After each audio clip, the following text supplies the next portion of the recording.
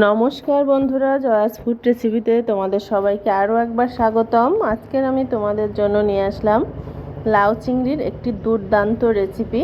আসছে গরমের সময়, এই সময় কিন্তু হালকা পাতলা রেসিপি খুবই প্রয়োজন। তো এই রেসিপিটি কোনো মশলা ছাড়া একেবারে লাউ চিংড়ির রেসিপি রান্না করছি।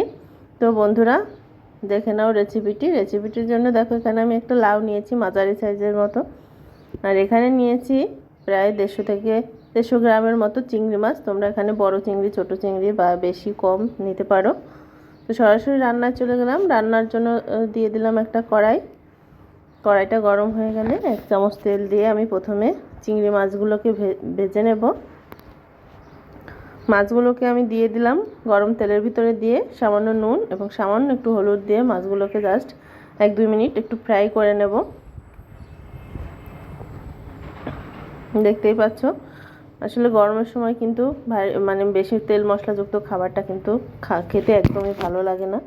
তো বন্ধুরা, এই যে গরমের দিন আসতেছে, তোমরা অবশ্যই এভাবে লাউ চিংড়ির রেসিপিটা দেখবে খেয়ে, এবং এমনি সময় তোমরা দেখতে পারো, আশা করি খুব ভালো লাগবে সবার। তো চিংড়ি মাছগুলোকে আমি উঠিয়ে নিলাম। উঠিয়ে নিয়ে দেখো আমি জল দিয়ে দিলাম সামান্য একটু। আমি কিন্তু লাউটাকে কষাবো না, একবারে জল দিয়ে। এখানে আমি বড় এক কাপ জল, বড় একটা মগের 1 মগ জল নিয়েছি।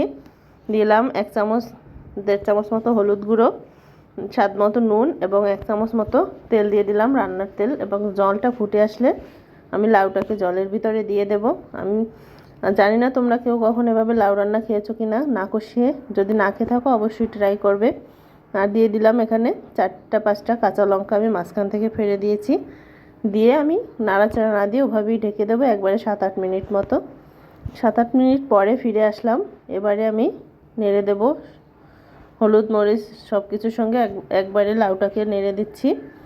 আর দেখো জলটা কিন্তু লাউর সমান হয়ে গেছে। লাউতে কিন্তু সব সময় একটু জলটা কম দিতে হয়, কারণ লাউ থেকে কিন্তু জল গলে। এবং দেখো কতটুকু জল দিয়েছি, পুরো লাউ সমান জল হয়ে গেছে। এখানে এসে আমি নেড়ে চেড়ে দিয়ে চিংড়ি মাছগুলোকে দিয়ে দিলাম। চিংড়ি মাছগুলো দিয়ে আমি আবার একটু চিংড়ি মাছটাকে লাউর সঙ্গে ভালো করে নেড়ে চেড়ে দিচ্ছি। দেখতেই পাচ্ছ জলটা, তাই জলটা কিন্তু রান্নার সময় অবশ্যই একটু ভেবে দিতে হবে লাউতে জল। না কষানো হলে কিন্তু এমনিও খুব অল্প তাড়াতাড়ি কিন্তু লাউটা কষে যায়। তো চিংড়িটা দেওয়ার পর আরও 5 মিনিট আমি ঢেকে দিলাম। 5 মিনিট পরে ফিরে এসে এবার কিন্তু আমার লাউটা পুরোপুরি সেদ্ধ হয়ে গেছে। খুবই সিম্পল এবং খুবই সহজ, এবং অল্প সময়ের ভিতরে এই রেসিপিটা কিন্তু খেতে কিন্তু অসম্ভব মজার হয়। তো দেখো আমি তোমাদের একটু দেখিয়ে দিচ্ছি। দেখো লাউটাও কিন্তু পুরোপুরি সিদ্ধ হয়ে গেছে। তো এখন এটাকে আমি একটু নেড়ে চেড়ে দেবো।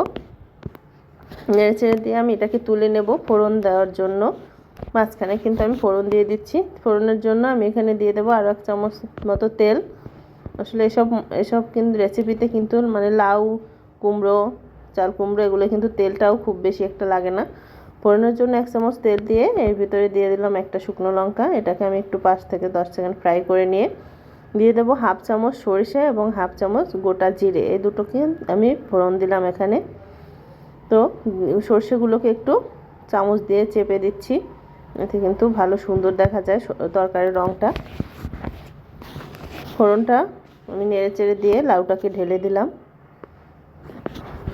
দেখো লাউটা দেখতে কিন্তু অসম্ভব সুন্দর হয়েছে, কিন্তু খেতেও কিন্তু সেরকম অনেক মজা হয়েছিল। লাউ চিংড়ি কিন্তু বাঙালির একটা অসম্ভব প্রিয় রেসিপি। তো এইভাবে ফলো করে তোমরা রান্না করলে আমি আশা করছি সবার খুব খুব ভালো লাগবে।